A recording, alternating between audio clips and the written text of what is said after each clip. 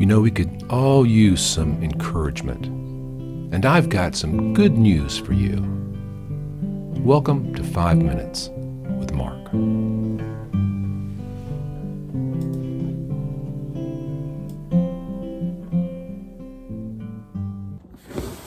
Well, greetings, friends. Welcome back to 5 Minutes with Mark. We are talking about the Olivet Discourse, Jesus answering the question, when will the end come? What are the signs we're looking for?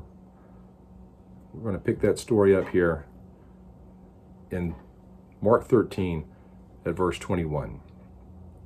Then, if anyone says to you, look, here is the Christ, or look, here he is, do not believe it.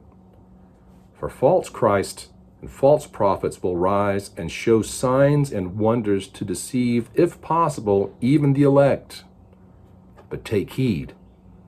See, I have told you all things beforehand. Stop right there. We were talking in the previous passage, Jesus is talking about this tribulation that's going to come. Such tribulation that the creation's never seen. It's never felt the wrath of God, the way the wrath of God is going to be poured out. And again, if you can go into the Revelation, you can see the things that God is going to do. First, to get the attention of his people, and then to finish, pour out his wrath to the consummation against the desolate. Things are bad. Things are hard. And Jesus says, in the midst of that, there's going to be a lot of false Christ and false prophets. People are going to come and say, hey, I'm over here, follow me. I'm over there, follow him. All of these things. And in fact, he says this really incredible thing. They're going to show signs and wonders to deceive, if possible, even the elect. In other words, there's going to be some very convincing false Christ. The power of the Antichrist is going to be incredible. And there's going to be people who are going to come, and they're going to lead many people astray. Because even in the church, I think more than we realize, there are weak people who are easily deceived and easily led astray, who only want to hear things are good, things are better, you're going to be blessed, you're going to get it all. You can be more. God has more for you. Well, if we read Jesus' words, he does. There's more in store for us, but it's not always easy. In fact, if we're walking with Christ and we're into the counterculture of the true kingdom movement, then things are going to be very difficult. It's much easier to follow the broad path that leads to destruction. But who wants to do that? Why wouldn't we take the narrow path that leads to life? Because it's hard. Being nailed to a cross was hard. Taking the sin of humanity upon him. He who knew no sin was made to be sin so that we might achieve and attain the righteousness of God. That wasn't easy either. But God so loved the world that he gave his only begotten Son. How did he do that? He had him nailed to a cross.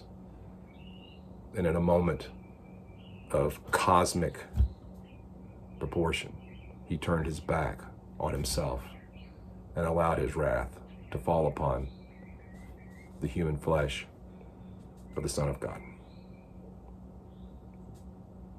If anyone says, look, here's the Christ, look, there he is, don't listen.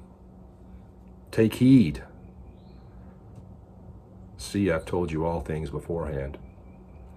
Take heed takes us back to verse 5, that no one deceives you. I think these two passages create a bookend for part 1 of this discourse. Take heed, Jesus says. Open your eyes. Be aware. Be vigilant. Be diligent. Don't be fooled. And my deepest concern, honestly, my deepest concern is that there are so many good-intentioned Christian people, religious Christians, who have been deceived by the things of this world, by the spirit of the age, and they have bought into a false Christianity. It's all about me.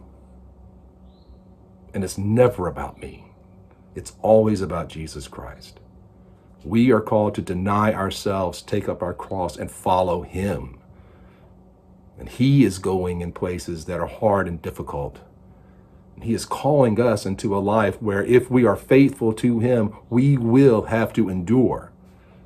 We will be arrested. We will be ridiculed. We will be exiled. We will be killed for his sake. And praise him and leap for joy in those days, he says. Rejoice, for great is your reward. For that's what they did to the prophets who were before you. There's no easy way through this world. There's no easy way through this journey of faith that we have been invited to enter into and given the provision to accomplish. There's no easy way.